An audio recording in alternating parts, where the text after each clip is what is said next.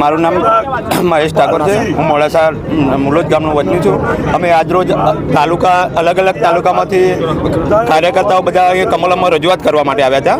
બધા અહીંયા ભેગા થઈને કમલમમાં અંદર જવા કરતાં ત્યાંથી અમને હાથ પકડીને બહાર કાઢવામાં કે તમારી કંઈ જરૂર નથી એમ. તો અમે ભારતીય જનતા પાર્ટીને એટલું કહેવા માગીએ છીએ કે જો કમલમ છે દરેક કાર્યકર્તાના પરસેવાના મજૂરીના ફાળાથી બનેલું છે. આ કોઈ એક બે નેતાઓના પૈસાથી નથી બનેલું એમ. અને જો અમારો વિરોધ એટલો જ છે કે જો કાર્યકર્તાઓ જો દન રાત મજૂરી કરીને જો ભારતીય જનતા પાર્ટીને ઊભી કરેલી હોય અને એક બે દિવસમાં કે 4 મહિના 6 મહિના 12 મહિનામાં આઈલાઈન ટિકિટ આપતા હોય તો એનો અમે સજ્જડ વિરોધ છે. અને જો અમારા ભીખાજી ઠાકોરનું ટિકિટ કેમ કાપી છે એનું સ્પષ્ટ કારણ અમને બતાવો કે આ કારણથી અમારી ટિકિટ કાપી છે. અમે આયાતી ઉમેદવારને ક્યારેય સ્વીકારવા માટે તૈયાર નથી.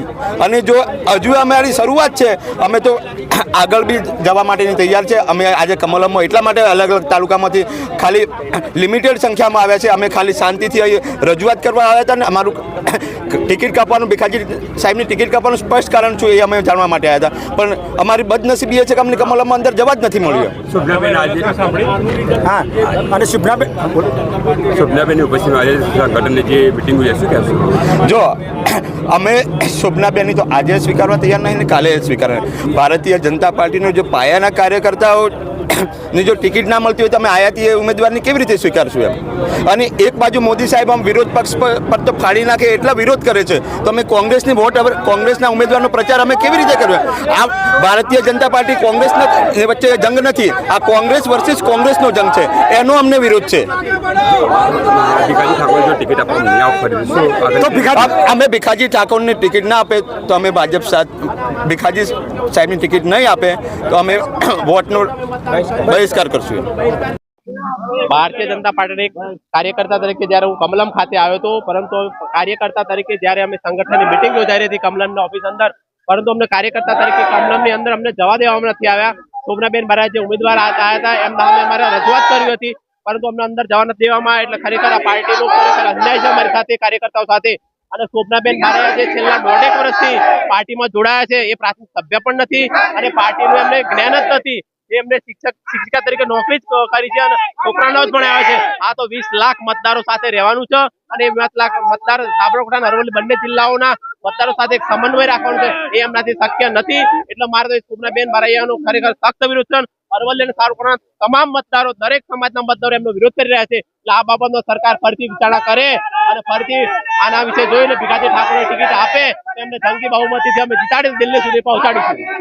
અમે અરવલ્લી જિલ્લાના કાર્યકર્તા છીએ. પાર્ટીના 98-99 કાર્યકર્તા છીએ. સતત પાર્ટીની જોડે જ છીએ. પરંતુ 5 લોકસભા સાબરકાંઠા સીટ ઉપર ભીખાજી ઠાકોરને પહેલાં ટિકિટ આપી હતી અને એ સંજોગોવશાત એમને ટિકિટને પરત કરતા શોભનાબેન બારૈયાને જે ટિકિટ આપી છે એ ખરેખર કોંગ્રેસના છે. અને ટૂંક સમય પહેલાં જે ભાજપની અંદર જોઈન્ટ થયા છે એમનું કોઈ સભ્યપદ નથી પાર્ટીની અંદર, એમનું કોઈ પણ પ્રકારનું ખુલ્યું નથી. આવું ઉપલા લેવલેથી એમને ટિકિટ જે ફાળવવામાં આવી છે એ તદ્દન ખોટી ટિકિટ છે. અને અમારા પાર્ટીના કાર્યકર્તાઓ 25-30 વર્ષથી જે કામ કરતા કાર્યકર્તાઓ છે એ કાર્યકર્તાઓને ખરેખર અન્યાય થઈ રહ્યો છે. કોઈ પણ કાર્યકરને ભીખાજી સિવાય પણ કોઈ પણ કાર્યકરને તમે ટિકિટ આપતા એનો કોઈ વાંધો નહોતો, પણ પાર્ટી સિવાયના કાર્યકર્તાઓને જે ટિકિટ આપી છે એના માટે જ આ અમારો વિરોધ છે. અને આવનાર સમયમાં પાર્ટીને આ સહન કરવાનો વારો આવશે. કરેલો કરમ રોઈને ભોગવવા પડશે.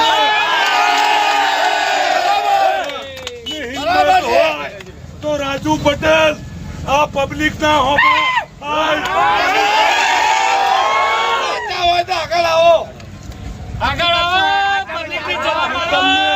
તમને તો ભાજપ નું અહમ તો અમારું કોઈ કશું બગાડ આવ્યો નથી. અમને કમલમમાં એન્ટ્રી કેમ નહીં? કમલમ અમારું છે. રાજુ પટેલ